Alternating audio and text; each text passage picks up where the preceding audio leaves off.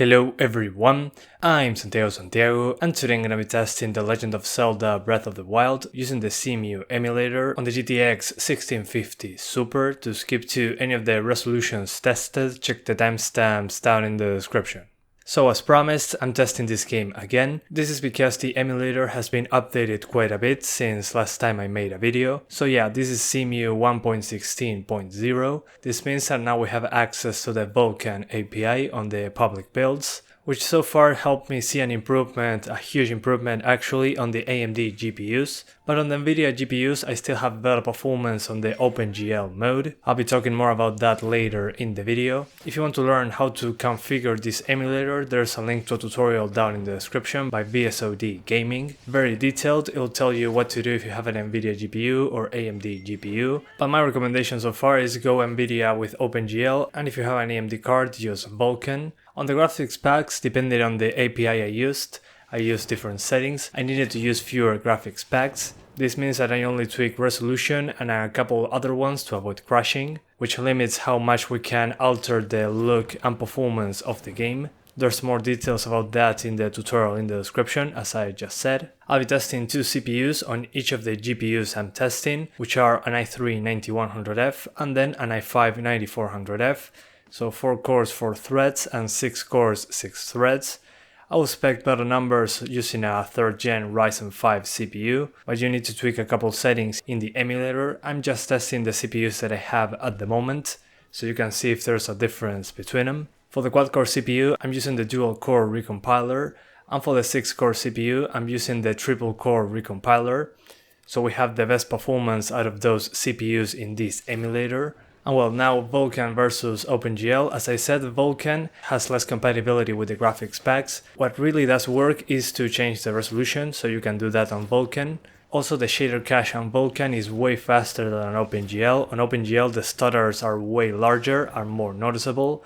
On Vulkan, they're still noticeable, but much shorter, which make the game playable. Also, I didn't find any shader cache that was a Vulkan exclusive, but we're able to use the OpenGL shader caches when selecting Vulkan. The problem with this is that it's not 100% smooth. That's why you'll see some stutters when I'm testing Vulkan on the AMD card. That will only improve as you play. The first 10 minutes of gameplay are the worst, because you're getting a lot of stutters, but they are very short. And as time goes on, you're getting less and less stutter. OpenGL, on the other hand, has 100% compatibility with graphics packs. You have all of the tweaks available for you, but it runs bad on the AMD GPUs.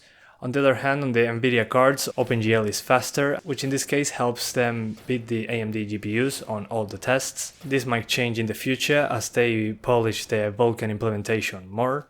And then the other advantage of OpenGL is the shader caches. Those are online, you can install them very easily, but you don't get as much stutter as on Vulkan because those are made on OpenGL, those shader caches. So I notice less stutter by quite a lot, especially when you first start the game. Using those OpenGL caches on actual OpenGL really makes the game smooth from the get-go. So you don't have to suffer the first 10 minutes like on Vulkan. So yeah, so far the game is running significantly better on AMD GPUs. Stability is much better in comparison to the past. We only had OpenGL. The AMD cards on that one are terrible. So yeah, Vulkan is a great addition, especially if you don't own an NVIDIA GPU. Still not perfect, but you can already see the improvements. If you have an NVIDIA card, it shouldn't be very difficult for you. Just use OpenGL, use all the optimizations in the tutorial in the description, and you should get a pretty smooth experience so far. But yeah, it's been great to see how this emulator improved over time. It's a lot better than when I first tried it. I'll be doing more GPUs, so stay tuned for that in the channel. I'll add the links in the description once I made those videos on other GPUs.